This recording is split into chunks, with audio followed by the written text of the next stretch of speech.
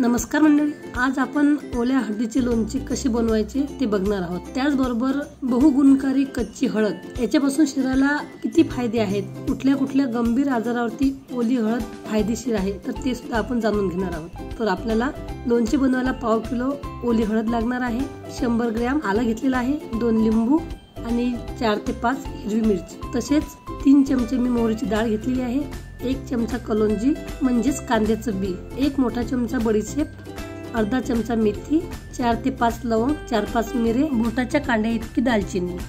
तडक्याचे साहित्य आपण पुढे बघू। अशाच प्रकारचे नवनवीन पारंपरिक तसेच हेल्दी आणि टेस्टी रेसिपीसाठी विदर्भ स्पेशल पाककला आणि संस्कृती या चॅनलला सबस्क्राइब करा, त्याचबरोबर घंटीला प्रेस करा, जेणेकरून जेही व्हिडिओ मी अपलोड करेल त्याची नोटिफिकेशन तुम्हाला त्वरित मिळेल। सर्वप्रथम हळद आलं स्वच्छ धुवून काढायचं आहे, त्यानंतर हळद आणि आल्याची साल काढायची आहे। हळदीची पावडर किती गुणी आहे, बहुगुणी आहे हे आपल्याला माहिती आहे। जसे की बघा, शरीरावर आलेली सूज, मुकामार, दुखापत झाली तर ते ठीक करण्यासाठी आपण ही हळद गरम करून किंवा आंबी हळद उगाळून आपण त्याचा लेप लावतो, कारण हळद ही आरोग्यवर्धक आणि सौंदर्यवर्धक सुद्धा आहे।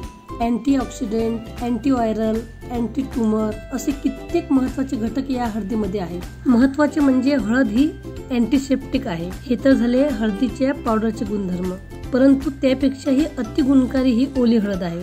तर त्याचे गुणधर्म काय आहे तर ते आपण पुढे बघू। सर्वप्रथम आपण जे सुके मसाले घेतलेले आहे ते हलकेसे भाजून घ्यायचे आहेत, जास्त भाजायचे नाही, त्यातील ओलसरपणा कमी होईल तोपर्यंत ते भाजायचे आहेत। लोणचं बनवायला मीठ लागणार आहे 3 चमचे, अर्धा चमचा हिंग, अर्धा चमचा लाल मिरची पावडर, आलं जाडसर किसून घेतलेलं आहे, मिरची अशा प्रकारे कापून घेतलेली आहे आणि हळदीचे लांब लांब तुकडे केलेले आहेत।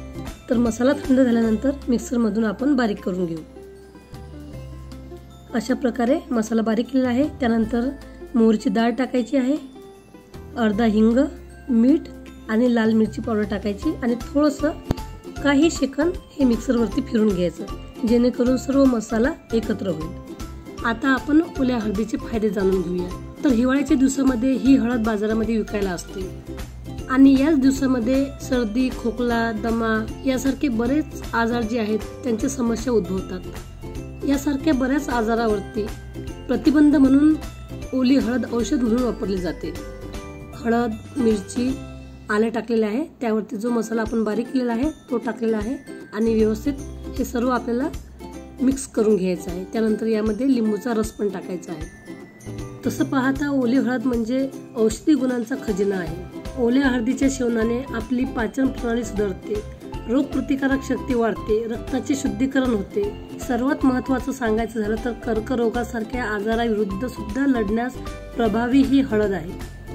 कच्ची हळद कर्करोगाच्या पेशींना वाढण्यास तर प्रतिबंध करतेच, तसेच त्यांना नष्ट देखील करते। लोणच्याचा मसाला टाकून लोणचं मस्त व्यवस्थित मिक्स करून झालेला आहे। तर आता आपण तडक्यासाठी तडका पॅन ठेवलेला आहे, त्यामध्ये 2 पळी तेल टाकलेलं आहे, शिल्लक राहिलेला हिंग टाकलेला आहे आणि कलोंजी टाकलेली आहे। कलोंजी मस्त तडतडली नंतर गॅस बंद करायचा आणि हे तेल पूर्णपणे थंड झाल्यानंतरच आपल्याला लोणच्यावरती टाकायचं आहे। झटपट असं हे लोणचं तयार होते आणि खूप चविष्ट आहे, टेस्टी आहे आणि सर्वात महत्त्वाचे म्हणजे हेल्दी आहे। कच्ची हळद शरीरातील इन्सुलिन संतुलित ठेवते, तसेच ग्लुकोज नियंत्रित करते, त्यामुळे मधुमेह असलेल्या रुग्णांसाठी ही कच्ची हळद ही खूप फायदेशीर आहे। हळद यकृतासाठी ही खूप फायदेशीर आहे। कच्ची हळद ही सांधेदुखी सुद्धा कमी करण्यासाठी प्रभावी आहे। तर अशी ही बहुगुणी ओली हळद, याचे गुणधर्म कदाचित आपल्याला माहिती असतील किंवा नसतील। जर माहिती नसतील तर आता आपण जाणून घेतलेले आहे। तर मंडळी, लवकरात लवकर जर आपल्याला ओली हळद मिळाली तर आणा, त्याची भाजी बनवा, लोणचं बनवा। हळदीची भाजी कशी बनवायची त्याचा सुद्धा व्हिडिओ मी अपलोड केलेला आहे, तर तो या चॅनलवरती तुम्ही बघू शकता। लोणच्यावरती तेल टाकून लोणचं व्यवस्थित मिक्स करून घेतलेलं आहे आणि ते आता एखाद्या काचाच्या बरणीमध्ये किंवा एखाद्या भांड्यामध्ये काढून घ्यायचं आहे। हे लोणचं आपण दुसऱ्या दिवशीपासून खायला घेऊ शकता, ते लगेच मुरते आणि थोडंसंही हे उगीर लागत नाही। आपण बोलाल का हळद ही थोडीशी उग्र असते, परंतु हे लोणचं जे आहे ते अजिबात उग्र लागत नाही। खूप चविष्ट असं हे लोणचं तयार होते। रेसिपी आवडली तर नक्की करून बघा आणि खाऊन बघा, कारण हे हेल्दी आहे, त्याचबरोबर टेस्टी सुद्धा आहे। याच्या व्यतिरिक्त जर आपल्याकडे जुनं लोणचं असेल तर त्यामध्येही तुम्ही ही ओली हळद बारीक तुकडे करून त्या लोणच्यात टाकू शकता. तर मी बघा असं केलेलं आहे. काही जुन्या लोणच्यामध्ये हळदीचे तुकडे टाकलेले आहे आणि काही प्रमाणामध्ये असं सुद्धा लोणचं बनवलेलं आहे. तर तुम्ही असं खाऊ शकता किंवा असं खाऊ शकता. रेसिपी आवडली तर रेसिपीला लाईक करा, कमेंट करा. धन्यवाद मंडळी.